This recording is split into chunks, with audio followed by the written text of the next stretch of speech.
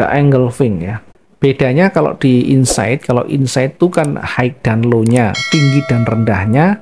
Kalau yang engulfing itu wajib bodinya lebih besar. Body ini harus lebih besar. Jadi lebih besar dari mana? Dari sebelumnya. Dan selain ini harus ada perubahan warna. Tanpa ada perubahan warna maka tidak valid ya. Harus ada perubahan warna. Jadi kalau misalkan di awal itu trennya turun, maka harus berubah menjadi warna hijau, dan warna hijau ini bodinya harus menutup candle sebelumnya. Harus menutup body sebelumnya. Yang ini juga awalnya trennya naik, kemudian warna merah ini menutup body sebelumnya, sehingga ini berpeluang akan turun. Ini berpeluang akan naik. Oke, ini mungkin yang bisa kita sampaikan dulu untuk materi hari ini berkaitan dengan trigger. Jadi nanti ketika di market tidak menemukan salah satunya, maka lebih baik kita tiarap, lebih baik kita tunggu sampai betul-betul petunjuk itu muncul, dan pasti akan muncul di salah satunya. Nanti terkait penerapan, ya, kita nanti coba perlahan-lahan kita praktekkan, kemudian kita diskusikan apakah ini betul-betul memenuhi syarat atau tidak, sehingga kita banyak belajar dari kasusnya nanti. Mungkin kita tidak menghafal nama-nama tidak masalah, yang penting tahu konsepnya, tahu konsep dasarnya bagaimana, kita mempraktekannya bagaimana. Intinya ini adalah petunjuk untuk kita entry-nya. Jadi kalau saya aplikasikan ketika marketnya belum muncul, jadi jangan. Nah seperti ini, saat ini misalkan ya, saat ini kalau saya lihat pergerakan trennya itu ke bawah, ini dari sini ke bawah, oke, trennya jelas turun. Nah karena di sebelah kiri ada sumbu yang panjang ini membatasi ruang gerak sell, bisa menahan laju seller, karena ini menjadi resisten, maka saya tinggal tunggu pembalikan, tinggal tunggu tanda-tanda pembalikan ya. Tanda-tanda pembalikan itu apa tadi ya? Mungkin dari rejeksi, dari loss momentum, dari perubahan warna, atau dari pola. Kita lihat sekarang. Di sini ada apa yang bisa kita dapatkan? Ada rejeksi panjang, ada sumbu panjang di bawah, bodinya masih merah. Itu artinya kekuatan seller itu masih ada.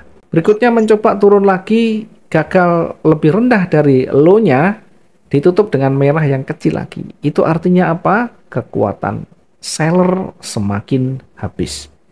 Tapi tidak bisa serta-merta kita langsung entry buy di sini. Kenapa?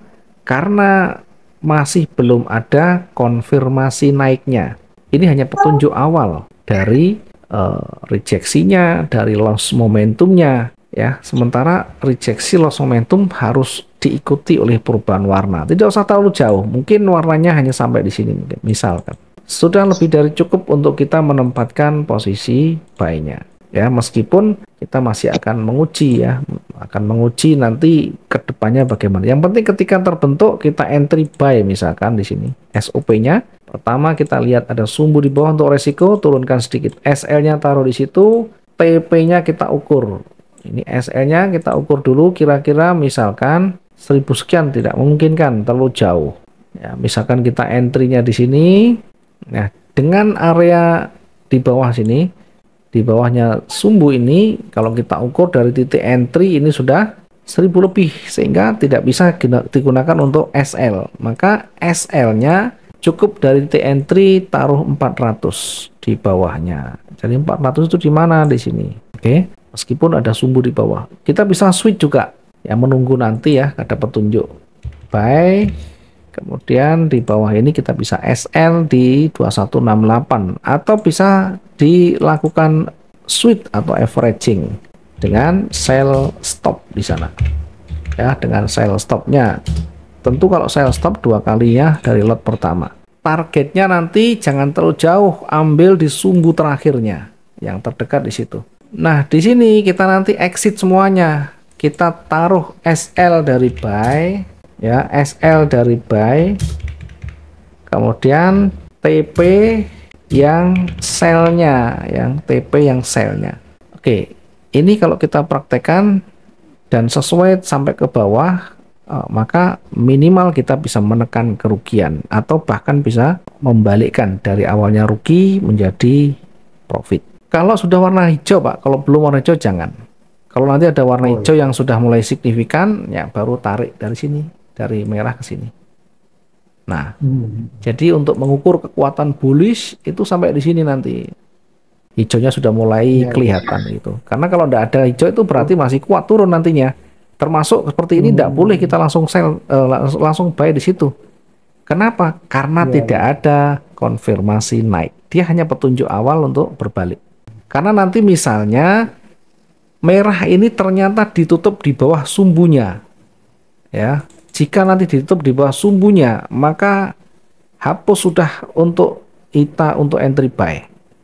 Ganti lagi. Kita Iya, fokus kembali ke tren, ya, kembali ke iya. tren. Karena kalau merah ini ditutup di bawahnya berarti menguat kembali. Yang awalnya tadi loss momentum, maka begitu ditutup di bawahnya itu namanya momentum lagi. Jangan dilawan, sudah. Itu namanya tidak melawan tren. Ya, tapi juga jangan diikuti tren ketika di bawah langsung kita menempatkan entry sell di situ ketika range-nya sudah terpenuhi. Kalau range-nya masih belum terpenuhi masih aman. Jadi range yang kemarin itu kan di sini dari high dan low-nya di sini. Ini high dan low-nya. Ini tertinggi, kemudian terendahnya.